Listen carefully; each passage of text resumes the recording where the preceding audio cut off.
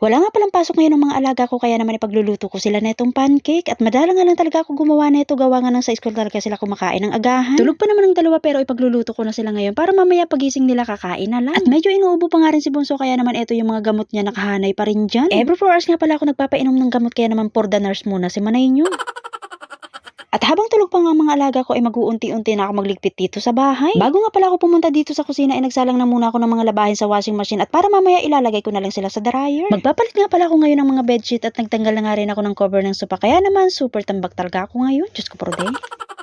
At habang nagluluto nga ako ay naghuhugas na nga rin ako ng mga pinagamitan ko kanina para mabawas-bawasan na may mga gagawin ko dito sa kusina. Ganito lang naman ang ginagawa ko simula umaga hanggang hapon. Paikot-ikot lang ako sa 4 na sulok ng bahay ni Ina. Minsan nakakasawa na rin kaso wala naman tayong ibang choice kundi enjoy na lang at tapusin yung mga kontratang pinirmahan natin sa kanila. Tandaan natin tumang Manay walang forever dito sa abroad. Opo, walang forever dito. Yung 11 years nga ay naghiwalay tayo pa kayong 2 years lang. Uy, bakit napunta doon? Gising na nga pala mga alaga ko kaya ayun binigyan ko na sila ng pagkain doon sa sala. At dito na nga rin pala ako kumain sa harap ng niluluto ko kasi hindi ko naman ito pwedeng iwanan. Diyos ko prode. Inantay ko nga lang talagang magising mga alaga ko bago ako gumamit ng vacuum dito sa kwarto ni Ina. Nakapaglinis naman ako kahapon ng 2 CR kaya mekos-mekos na lang yung gagawin ko ngayon. 3 times a week nga pala ako naglilinis ng CR kaya pag alam kong nakapaglinis ako kahapon nagbabacuum na nga lang ako dito sa loob. At wag natin masyadong pagurin yung sarili natin mga Manay. Pag alam natin malinis pa naman at hindi pa naman masyadong mapanghi, wag na muna maglinis. Bukas na lang.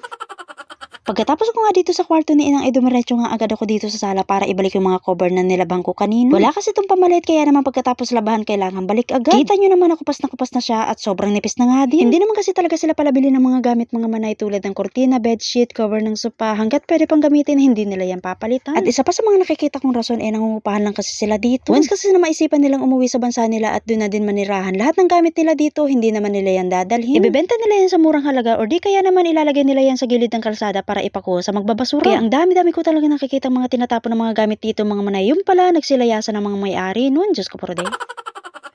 Sinilip ko na nga rin si Bunso kung tapos na ba sa kinakain niya. Yun nga lang hindi pa nangangalahati pero bibigyan ko na siya ng gamot gawa nga ng mag-aalas 10 na. At buti na lang ngayon hindi na ako masyadong nahihirapan pag nagpapainom ako sa kanila ng gamot. Hindi katulad noon na lagi nila akong pinagtitripan. Diyos ko po rin. Lalong-lalo na si Bunso pag binibigay ko sa kanyang gamot pumikit daw muna ako inumin niya. Syempre ako masunurin at game na game naman ako sa mga alaga ko kaya ayun pikit naman ako. Pag mulat ng mata ko nagtataka ako bakit nawala. Abay pagtingin ko sa basurahan andun yung gamot kasama pati lagayan. Kaya ngayon todo bantay na talaga ako sa kanila pag nagpapainom ako ng gamot at baka mamaya mabudol na naman ako. At eto na nga tapos na nga ako magpainom ng gamot kay Bunso kaya naman lipat na ako sa ginagawa ko. Pagkatapos ko nga maibalik yung cover sa sopa ay nag-spray nga ako nitong pabango sa bahay. At sobrang nagustuhan ko nga rin talagang amoy nito at parang nga mas mabango pa to sa pabango ko. Diyos ko po. At pagkatapos ko nga maglinis sa sala ay nagpahinga nga lang ako ng konti. Tapos itong pagluluto naman ng pananghalian nilang hinarap. Chicken pala nga pala yung lulutuin ko ngayon pero ibababad ko pa naman siya ng 30 minutes kaya naman lulutuin ko muna yung spaghetti. Sakto lang naman pagkaluto ko ng pasta isusunod ko ng iprito yung manok. Kahapon kasi kanin yung kinain nila kaya naman ipagluluto ko sila ngayon ng pasta. Bukas iba na naman yung kakainin nila. Siguro mga tinapay or burger, pizza ganun. Basta hindi sila nag-aaraw-araw ng kanin. Ako nga lang talaga nakakaubos ng bigas nila dito at buti na lang talaga hindi mahigpit sa ng pagdating sa pagkain. Niready ko na nga rin tong manok na minarinig ko kanina at naglagay nga lang din ako ng breadcrumbs para mamaya pag napirito na malutong naman siya. Kadalasan ito talaga lagi ang nire-request ng alaga kong panganay. Pinapalamin niya kasi yan sa tinapay at ginagawa ng chicken burger.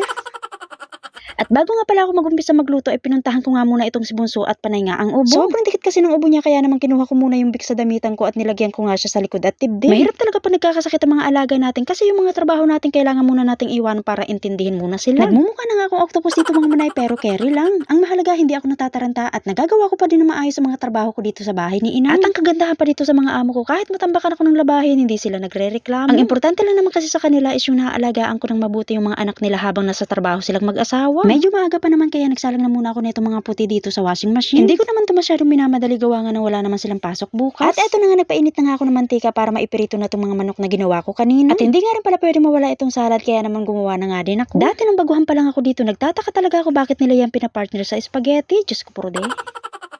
Ganito nga lang palang table setting sila dito mga Manay, wala na masyadong cheche-bureche. Basta kunin mo lang yung kaldero dun sa kusina tapos ipatong mo dyan sa lamesa tapos ayan, kakain na sila. At yung mga inaral natin dati sa testa na may I bus in, may I bus out, Diyos ko puro de, hindi ko naman yung nagamit.